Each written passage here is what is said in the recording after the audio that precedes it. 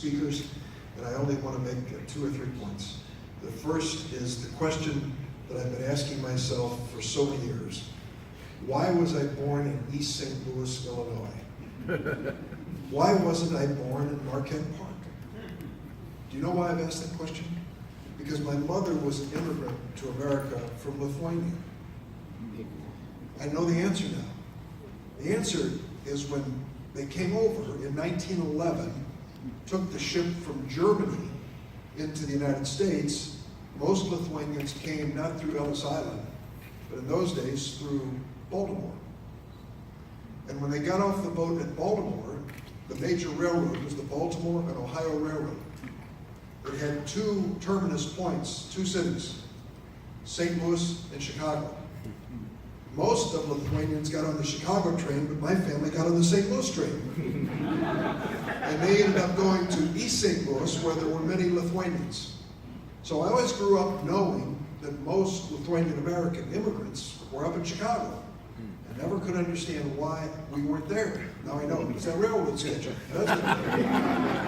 So I grew up in East St. Louis, Illinois. My mother was born in Lithuania, brought here at the age of 2.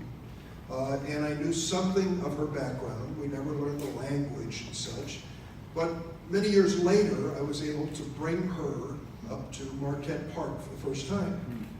And some 300 miles away from where she grew up, she felt right at home again. There was, of course, the Sisters of St. Casimir, the Lithuanian Order of Nuns, Maria High School, which was well known and renowned in that era, the Baltic Bakery, Ginteris Restaurant, all of the places she went to and said, these are Lithuanians. This was Marquette Park. But I do remember another episode, another chapter that we're talking about today. And it took me a while to understand that chapter. When this march took place, it was the same year, I didn't give away my age, but it's public knowledge anyway. It was the same year that I graduated from college, 1966. I had lived through the early stages of the civil rights movement as a college student. My friends and others got in cars and went down and marched in Selma, and all the things. There were demonstrations involving civil rights in the Vietnam War as I was growing up. But what happened here in Marquette Park in 1966 was really painful. Because Dr. Martin Luther King had talked, and many had, about the civil rights movement in the South. When you said the word Alabama, I had an image in my mind. Mississippi, I had an image in my mind. Selma, Mississippi burning. All of the things that really told the story of terrible racism in America. But Dr. Martin Luther King said the conversation does not stop in the South. There is prejudice, there is bigotry, there is racism in other parts of America. And to dramatize that, he moved into 1550 South Hamlin Avenue to a fallen down apartment and brought his mission of civil rights to Chicago, to North Lawndale, to Marquette Park. When he came here for this march, I was freshly graduated college student working for a United States Senator, Paul Douglas, in his campaign for re-election.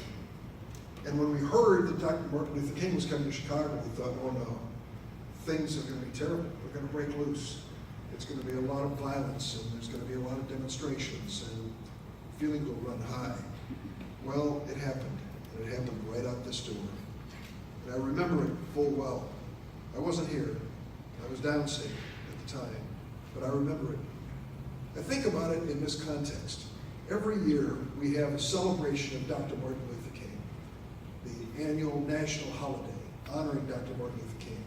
And I listened to all of the speeches about Dr. Martin Luther King, from black, white, and brown, young and old, men and women. And I think to myself, do they realize how uncomfortable he made people feel in his day? Right. Do they realize how many people hated Dr. Martin Luther King? Right. That's right. True story. There was an African-American minister on the south side of Chicago who, when they decided to rename the street Dr. Martin Luther King Drive, He moved the front door address of his church to the side street, so he wouldn't have to put this African-American minister, wouldn't have to put Dr. Martin Luther King Drive on the address of his African-American church. So even within the African-American ministry, there were those who didn't like this man coming in, making them feel uncomfortable. Well, I think to myself, as I gather with you today, who makes us feel uncomfortable today? Who makes us angry today? Who is trying to open our eyes to things we don't really want to talk about today? And 50 years from now, we're going to have a holiday celebrated. It isn't the Republican candidate for president, I guarantee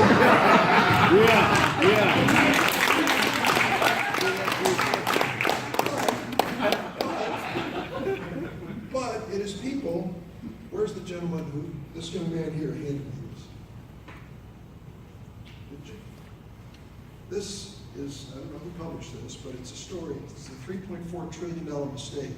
The cost of mass incarceration and criminalization. This makes people uncomfortable. We're talking about too many people sitting in prison. But the reality is, if Dr. Martin Luther King were here today, he would be talking about these people sitting in prison. And there would be folks who would be angry about it. And he would be pointing out the reality of racism today, and you can see it in our prisons. What do you think Dr. Martin Luther King would say about refugees coming in to this country? Do you think he would say, oh, leave them out, there could be a dangerous person among them? No, he wouldn't say that. He would say to us, for goodness sakes, if you believe the Christian message, if you believe the message of major religions, Muslim, Jewish, then you understand we have an obligation to the stranger.